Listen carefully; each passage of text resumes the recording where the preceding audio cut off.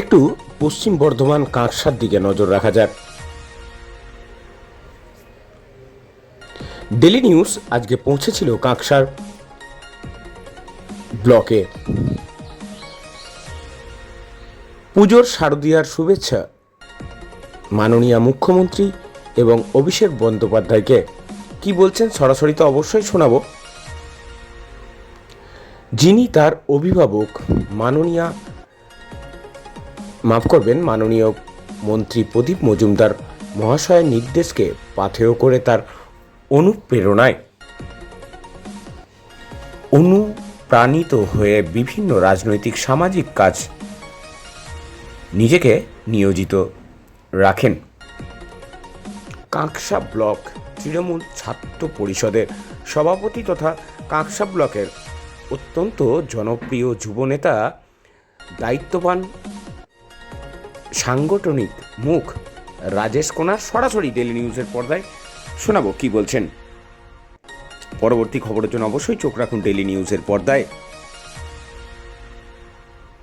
Kanksa block Trinamool ছাত্র যুব দলের পক্ষ থেকে, সংগঠনের পক্ষ থেকে আমি রাজবানবাসী সহ আমলাজলা অঞ্চল সহ কাঁকসা ব্লকের সমগ্র পশ্চিমবঙ্গবাসীকে জানাই মা দুর্গা পুজোর শারদ উপলক্ষে আমার সশ্রদ্ধ প্রণাম, ভালোবাসা, শুভেচ্ছা এবং ধন্যবাদ জ্ঞাপন করি। প্রণাম জানাই আমাদের মাননীয় মুখ্যমন্ত্রী মমতা বন্দ্যোপাধ্যায় মহাশয়কে এবং ধন্যবাদ এবং প্রণাম জানাই আমাদের ছাত্র যুব নারায়ণমণি, আমাদের সাধারণ সম্পাদক অভিষেক বন্দ্যোপাধ্যায় মহাশয়কে।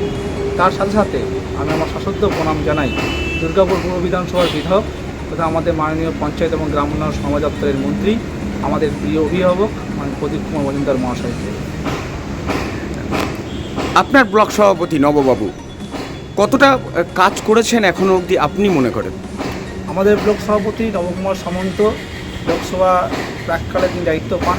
দায়িত্ব পাওয়ার পর তিনি সংগঠনের হাল ধরে সবাইকে সাথে নিয়ে কোনো রকম দ্বন্দ্ব না দেখে আমাদের অভিভাবক প্রদীপ মজুমদার নির্দেশ অনুযায়ী এবং জেলার নির্দেশ অনুযায়ী দলের কার্যক্রম তিনি পালন করেন। আমরা দেখেছি লোকসভা ভোটের ফলাফল কাঁকসা ব্লক অত্যন্ত ভালো হয়েছে। 2019 সালে যে রেজাল্ট ছিল 20,000 ভোটে পেরিয়েছিলাম, লোকসভা ভোটের এই 24 সালের নির্বাচনে সেই ফল আমরা অনেকটা রিকভারি, আমরা 90% প্লাস রিকভারি করতে পেরেছি। 700 ভোটে আমরা পিছিয়ে আছি মাত্র। সেটা আগামী দিনে সেই ফলাফল আমরা জয়লাভ করব কাঁকসা ব্লক থেকে। এবং সবথেকে বড় কথা, আমাদের যিনি বিধায়ক আছেন প্রদীপ কুমার মজুমদার মহাশয়, তিনি অত্যন্ত তৎপরতার সহিত সবাইকে সাথে নিয়ে সাধারণ মানুষকে পাশে নিয়ে যেভাবে কাজ করেছেন তার ফলস্বরূপ কিন্তু আমরা রেজাল্ট লোকসভা ভোটে আমরা পেয়েছি। আমরা আগামী বিধানসভা নির্বাচনও 26 সালে পাকিকচক কাঁকসা ব্লক থেকে আমরা বেশি ভোটে আমরা জয়লাভ করবো, এটা আশা রাখি। তাহলে এটাই বলছেন যে আবার সবুজ আবির উঠবে এখানে? একদম, কাঁকসা ব্লকে সবুজ আবির লোকসভা ভোটে উঠেছে। আগামী 26 সালে বিপুল ভোটে জয়লাভ করবো, এটুকু আশা রাখি।